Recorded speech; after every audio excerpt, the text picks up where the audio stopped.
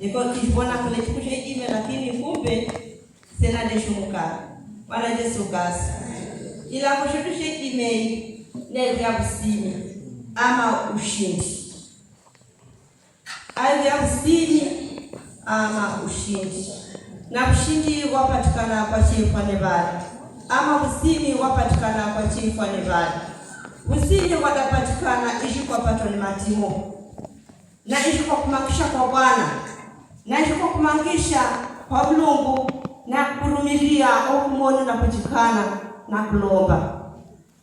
Sasa ndapenda nileke mfano mweli wadeka dada umubangu wa Maria na uhu Maria ukaka oda jiru wa kazi ya ofisi Maria odeka na maya odeka mkongo nyumbeni wadeka odeka na maya mkongo wadeka wajiru wa kazi basi bideka babina mbuna nalomba uhuku baki aha nani wanene nipate ishi kuna bukitini nipate kutisia mao tukujimu upate kwenda na chia asa Maria ukaka kubonya kazi ukanda bonya kazi akusha tajiri wake itukujuma tukampotia vile kwa kile bado kuneka mshahara msekubona kugaruka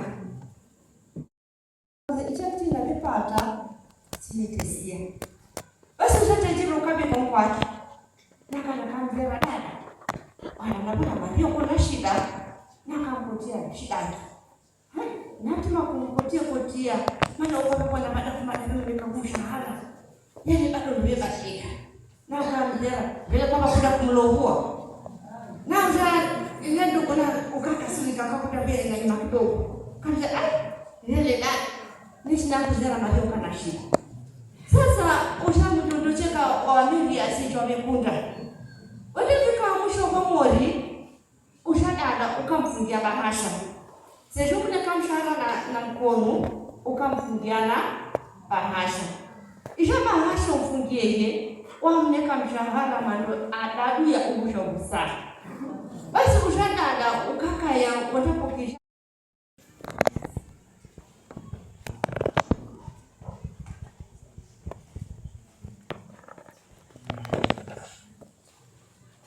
akatoka akaenda mpaka mlima wa Mzeituni kama ilivyokuwa desturi yake. Wanafunzi wake nao wakafuatana naye.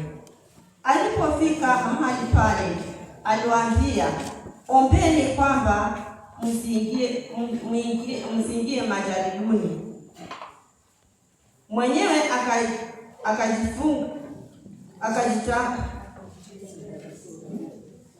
akajitika nao kama kiasi cha kutupa jiwe, akapiga magoti akaomba. Akasema, Baba, ikiwa ni mapenzi yako, uniondolee kikombe hiki. Walakini si mapenzi yangu bali yako yatendeke. Mtazama, alikuwa anatazama apate ushindi. Maana ila boniki ni busini. Busini kwa kupata kwa njia ya malongi.